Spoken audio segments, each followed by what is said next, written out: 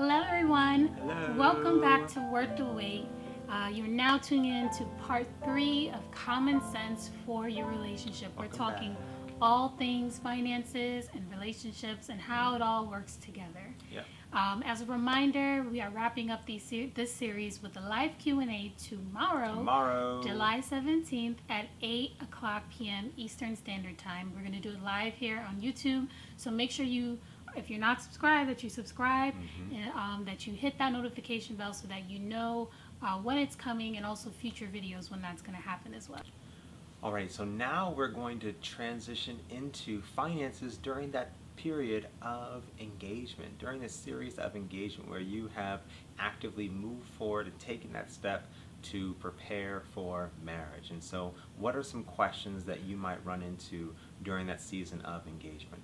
And the first question we're going to ask is there a level of readiness that a person should be at financially before proposing or getting engaged? Wow. Well, that's a really good question. I think it's important for us to understand our role in the relationship.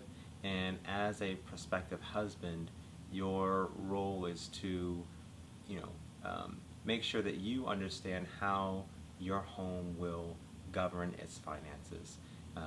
I believe the role of the husband is summarized into two distinct principles, and that's in provision and also protection.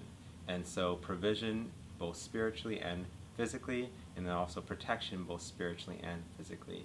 And so when it comes down to that physical provision of the home, I don't think it's necessarily reaching a specific financial number per se, but I think that do you have a solid understanding of how to govern your family's finances? If you invite this young woman into your life, are you going to be able to provide for this home as the Lord desires for you to provide? 1 Timothy chapter 5, verse 8, it says there that, "But if any provide not for his own, and specially for those of his own house, he hath denied the faith and is worse than an infidel." So we have to understand the financial responsibility that comes with being a husband. And so if you're asking for a young lady's hand in marriage, are you ready to invite them into a home to provide for her, and then also to provide for a future family, should God bless you with that? Right. It's not about, like you said, a specific number. So in terms of readiness to be married, we're not saying you have to have X number of dollars in the bank in order to be married, because it could be here today, gone tomorrow. Right. But like Brandon said, it's more about the principles. And then obviously, are you in a position to be able to provide, right? If you're, 15 years old in high school or 16, whatever that age is, and you're not working, that might not be the time to be thinking about, marriage. And so then we would say that you're not ready. But it's not about a specific number. It's about the principles and the maturity of where you are. Amen. Our next question is, how should you handle the pressure to have an elaborate wedding? Ooh. And I think the premise behind this question is like spending money on a wedding, right? How do you handle the pressure to really go all out, as we often can see, either on social media, TV, whatever it is. In hindsight, 2020, there are a lot of things we would have done differently about our wedding. Yeah. Especially how much we spent on it. We didn't, go overboard, but we did spend way more looking back at it that we needed to. I think before talking about how much you're willing to spend on the wedding, it's important to talk about, okay, what is it important for us to have together as a married couple? What is the vision for our marriage and our future together?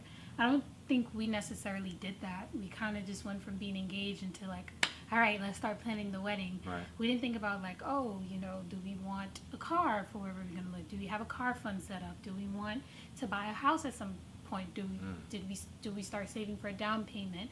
Do we want to travel and take trips? Do we want a vacation fund that we want to start? We didn't think about the days after the wedding. We just jumped right into planning the wedding, and we would not recommend that. And so I think reducing that pressure begins with starting with asking the Lord, like, what is it that you want for our marriage and our union together, and how can we financially focus on that rather than a wedding. I think that it's possible to have a really nice wedding, tastefully done, without spending a lot of money. It takes creativity, it takes a team, it takes resources, but we do believe that you can have a really nice wedding, Yep. without breaking the bank, and it can be tastefully done. Certainly.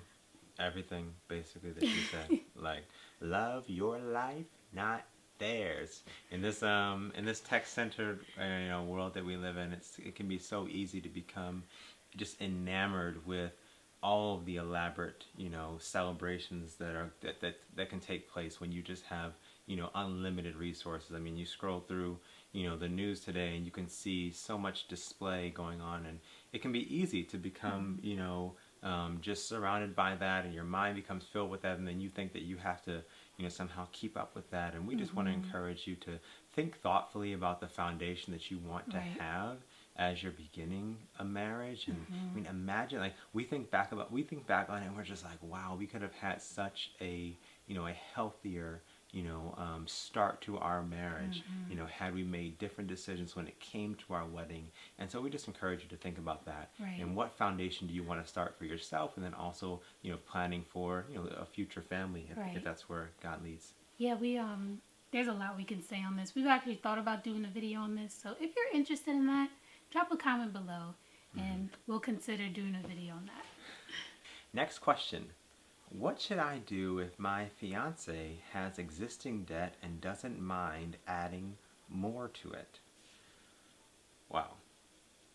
Well, this is time for a very serious discussion. It's important for you two to have a real heart-to-heart about how you both relate to debt, and how you desire for your home to relate to debt in the future. It's not saying that this is a make or break in the relationship, but it would be, if I was in this situation, it would definitely give me pause to say, well, if I'm going into this marriage and if I have one perspective on debt, and like if I'm trying to climb out of debt, right, fighting my way out of debt, and you're trying to dig the hole deeper, then we're working against one another, right, for our goals for the family, or for our future family together. And so I think just a real heart-to-heart about where each person stands, and maybe there was a misunderstanding, maybe there's an opportunity for learning and for sharing about what you may know or what you may understand about debt from the Bible and from your personal research and whatnot. But yeah, that's what I would encourage someone in this situation to do. And then, pray for discernment about which path to take after you're having that discussion. So you can either come and be on the same page and say, great, we understand, borrow is slave to the lender, good, okay, we can move forward. Or you can be like, I don't really know, maybe we need to slow down, this relationship, and maybe, pause on just planning for this wedding if we can't agree on this really foundational piece to family finances. Yeah, this is definitely something I think can be pulled out more in a premarital counseling session. We definitely had a session on finances and really talking through our views on finances and debt. So I think that if this is a conversation that needs a little bit more mediation and that type of thing, that it's good to talk it out in premarital counseling as well. Amen. And our next question is, what should I do if my significant other doesn't want to be transparent about their finances before marriage? So this is someone is not willing to share anything about their finances before marriage.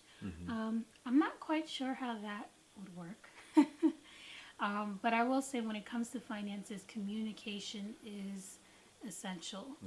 It's important to really be willing to have conversations. Now, if a person is not willing, I think you have to step back and ask yourselves why. Is it that the transparency that you're asking for is unreasonable, like it's a little bit too pervasive, whatever that could look like, or is there really something to hide, right? Is there really something that you wouldn't know until after the wedding, that there are thousands of dollars being sent somewhere, whatever it could be. So I think it's important to examine why. Why is there this lack of willingness to be transparent? Is it because maybe when the conversations happen, there's like a beating over the head, or there's like a pushing of one side more than listening and understanding the other side? Whatever it is, I try to seek out the root of why, there might not be a willingness to share. Because I do think it's important to have transparency when it comes to finances in marriage. We're going to talk more about that in part 3. Yeah. But if this is happening before you get married, it's important to get to the root of why. Yeah, exactly. And yeah, I just piggyback off of what Sharetta was saying in that, what level of transparency are you asking for? Is it reasonable? Is it, appropriate for, the stage in your relationship? Are you trying to be all up in their personal checking account to know what expenses are taking place and that sort of thing? Like you got to be careful to guard against going to the extremes here. Like as we shared in previous questions and answers, it's appropriate to understand this person's approach to finances, understand, at this stage of the relationship, understanding, their sources of income and, their debt, their outstanding debt that they may have, and just kind of like what they're working through financially. But you got to be very careful about what, demands you're placing on, your significant other at this point in time. So yeah, answering that question about what level of transparency are you seeking? Right. Is important. Because sometimes somebody might be willing to protect something. Maybe they have a large inheritance and they don't want someone to be marrying them just for money. Right. I don't know. That's so true. important to do that. So overall, when you are in the stage of preparing for marriage, you're engaged, you're on the road to the wedding day and becoming one, our recommendation is that now is the time to get a little bit more intimate in your conversations about finances. It's important to talk more about your values, your goals, budgeting, getting an idea of what the financial state of your home would look like. We definitely advocate for having these conversations in premarital counseling as well. And obviously not putting too much pressure on yourself to have a huge wedding to spend a lot of money there, because it's just a day and it goes by fast. So and fast. Life goes on. It's like blink and it's over. We did a video on this. We did do a video. When we were engaged, called Little Money, No Problem. So definitely check it out if you want. But yes. So we're going to cover several financial questions as it relates to marriage and just share from our experience what we've learned, and hopefully something that will be a blessing to you. And what we're learning, because we're still growing in this thing. There we are. There we go. All right, let's get to it. So the first question, we're getting right into it, right into the heart of it. Joint versus separate. So do you advocate for having separate accounts in marriage so that you won't have to check with your spouse for even minor purchases, or is there a better way to look at that? I think this is an excellent question. There's so many varying opinions about it and about doing what works for your family. I'll start by saying that finances is one of the most common reasons for divorce here in America. And there is such thing as financial fidelity. And I think that the more transparency, the more you can avoid issues when it comes to finances in your relationship. So we 100% advocate for having a joint account as a couple when you are married. Now, now, some may argue like it works better for me to just continue paying what I paid, whatever the case may be. But I think when you have, like, something that we do is finance meetings every week. When you have that transparency and you talk about it, it prevents you from going off to the side and making financial decisions that can be very impactful to your family without the knowledge of your spouse. Completely unawares. Yeah, it's so easy to be tempted to do that because, you're just doing your own thing in your account and there's no access. So we advocate for joint accounts. We advocate for putting all the money in the pot, and talking about it and figuring out how to go. Now, part of the question was, minor purchases. One of the ways that we avoid, because some people can be nitpicky, like if you're a saver and a spender, whatever your personality is when it comes to money, some people can be nitpicky about what you spend money on. What we do to avoid that is, number one, have a budget, right? So if I swipe at Target, y'all know how we do at Target. If I swipe at Target for, let's just say, $75, huh? This is not sponsored. For $75, and Brendan sees that, he's not going to run up on me and ask about that because we have a budget. There's no need to have like a conversation or discussion because it likely came out of one of the areas in our budget. However, if he goes to Lowe's and there's like a $500 purchase and we didn't really talk about that, Lowe's, Home Depot, not sponsored. And we didn't talk about that, then it's like, okay, babe, what's going on? What's happening here? And then he can share, and then we move on. I think sometimes people would want to avoid it because it feels like someone might be controlling you, or that, it's a sometimes difficult conversation to have. Like, our conversations about money isn't always pretty. Right. But I think it just keeps you accountable. It keeps you in check that you're not over here making decisions that can negatively impact, your family. Right. And so we advocate for it 100%. Right. Yes. 100% joint account all the way.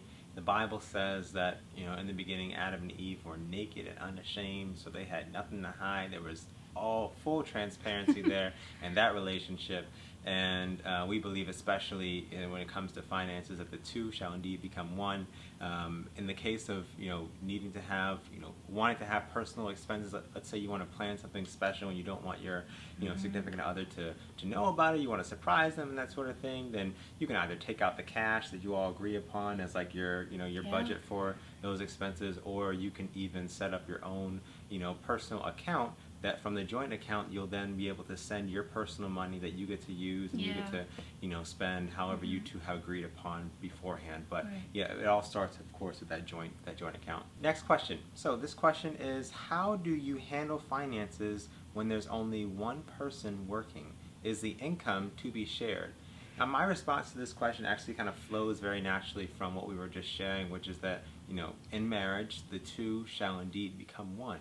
So yes, I mean, all the income that comes into that household, we believe is to be, responsibly stewarded by those responsibly stewarded by those two individuals that are at the head of the home. The father, or the husband, and also the wife. Father and the mother, I guess. But yeah, husband and the wife. All right. So whatever comes into the home, we believe should be collectively stewarded between, as a family. Yep. And we're not talking about situations where, I know sometimes there are families or couples where, someone's being irresponsible. They're spending all your money on and then there's not enough for bills or whatever. In those unique circumstances, that there's different counsel that applies, but we're talking about generally in a normal home, where both are responsibly managing their money. We recommend, I just lost my thought mid-sentence. Yeah. We say that all the income equally belongs to both of us, and we share it. Obviously, you all know now that I'm home and working, so the situation applies. Amen. Our next question is, how do you stay on the same page with finances in marriage? So I alluded to this earlier, but in our marriage, we have regular finance meetings. We try to have them every week. Sometimes we aren't able to, but we have regular finance meetings where we go through our budget, we go through, our accounts, we go through whatever it is we need to. We make an agenda of, things that we need to talk about, things that are coming up.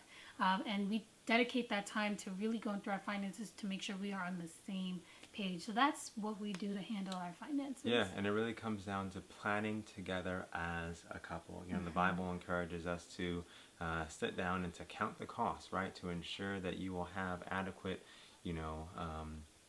finances, in the context of marriage and finances, to ensure that you'll have adequate finances for your future plans, and then to surrender those plans to the will of the Lord. So work together, husband and wife as a team. You're on the same team, and see how the Lord will lead in your financial plans for the future.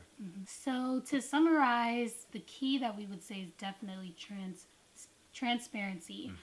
Being transparent, really communicating about your finances, being clear on what your goals are, and working through any difficult conversations that might come up, because it's not always easy, especially if you have different personalities when it comes to money.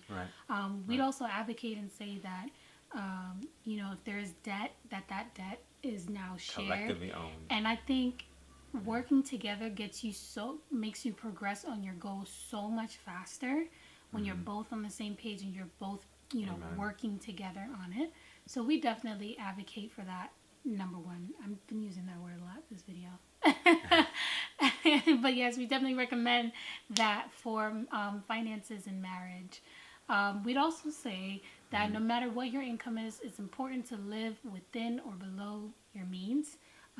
So not overspending, not adding on extra expenses for things that are just not helping you live day to day. Right. And this goes back to those principles that we talked about in part one. And then above all, pray together about your finances and managing your finances together. Don't make any big financial decisions without really spending time in prayer for it. Right.